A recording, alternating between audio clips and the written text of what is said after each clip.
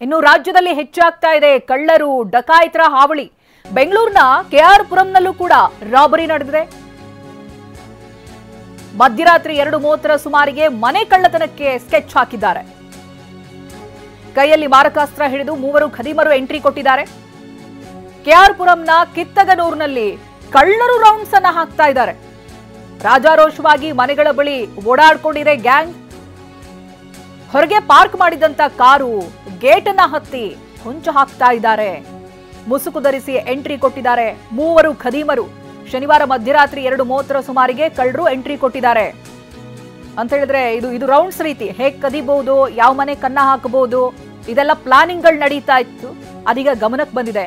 ಬೆಂಗಳೂರಿನ ಕೆಆರ್ ಪುರಂನಲ್ಲಿ ರಾಬರಿಗೆ ಪ್ಲಾನಿಂಗ್ಗಳಾಗಿದೆ. ಮಧ್ಯರಾತ್ರಿ 2:30 ಸುಮಾರಿಗೆ ಮನೆ ಕಳ್ಳತನಕ್ಕೆ ಸ್ಕೆಚ್ ಹಾಕಲಾಗಿದೆ. ಆ ದೃಶ್ಯ ನೋಡಿ. ಸಿಸಿ ಕ್ಯಾಮೆರಾ ಅಲ್ಲಲ್ಲಿ ಇರೋದ್ರಿಂದ ಇವ್ರುಗಳ ಓಡಾಟಗಳು ಕೂಡ ಗೊತ್ತಾಗ್ತಾ ಇದೆ. ಕೈಯಲ್ಲಿ ಮಾರಕಾಸ್ತ್ರ ಹಿಡ್ಕೊಂಡಿದ್ದಾರೆ. ಮೂವರು ಖದೀಮರು ಎಂಟ್ರಿ ಕೊಟ್ಟಿದ್ದಾರೆ. ನೋಡಿ, ಮನೆ ಮುಂದೆ ಪಾರ್ಕ್ ಮಾಡಿರುವಂತ ಕಾರ್ ಇದೆ.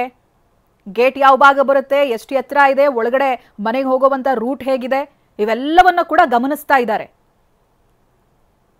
ಕೆಆರ್ ಪುರಂನ ಕಿತ್ತಗನೂರಿನಲ್ಲಿ ಕಳ್ಳರು ಈ ರೀತಿಯಾಗಿ ರೌಂಡ್ಸ್ ಹಾಕಿದ್ದಾರೆ ರಾತ್ರೋರಾತ್ರಿ. ರಾಜಾರೋಷವಾಗಿ ಮನೆಗಳ ಬಳಿ ಓಡಾಡ್ಕೊಂಡಿದ್ದಾರೆ. ಸಿಸಿ ಕ್ಯಾಮೆರಾದಲ್ಲಿ ಅವರುಗಳ ಚಲನವಲನ ಎಲ್ಲವೂ ಕೂಡ ಕ್ಯಾಪ್ಚರ್ ಆಗಿದೆ. ನೀವು ಗಮನಿಸ್ತಾ ಇದ್ದೀರಾ ನೋಡಿ. ಸುತ್ತಮುತ್ತ ಅದು ರೆಸಿಡೆನ್ಷಿಯಲ್ ಏರಿಯಾ, ಸುತ್ತಮುತ್ತ ಮನೆ ಇದೆ. ಎಲ್ಲಾ ಮನೆಗಳನ್ನ ಗಮನಿಸ್ತಾ ಇದ್ದಾರೆ. ಗೇಟ್ ಬಳಿ ರಾಡ್ಸ್ ಇರುತ್ತಲ್ಲ, ಅದರ ಮೂಲಕವಾಗಿ ಇಣುಕಿ ನೋಡ್ತಾ ಇದ್ದಾರೆ. 3 ಜನ ಇದ್ದಾರೆ. ಒಬ್ರೊಬ್ರು ಒಂದೊಂದು ಮನೆ ಕಡೆ ಹೋಗ್ತಾ ಇದ್ದಾರೆ, ಗಮನಿಸ್ತಾ ಇದ್ದಾರೆ. ಬಹುಶಃ ಮನೆಯಲ್ಲಿ ಯಾರಿದ್ದಾರೋ ಇಲ್ವೋ, ಈ ಮಾಹಿತಿಯನ್ನ ಕಲೆ ಹಾಕ್ತಾ ಇದ್ದಾರೋ, ಅಥವಾ ಹೇಗೆ ಮನೆ ಒಳಗೆ ನುಗ್ಗೋದು, ಇವುಗಳ ಪ್ಲಾನಿಂಗ್ಗಳಾಗ್ತಾ ಇದೆಯೋ.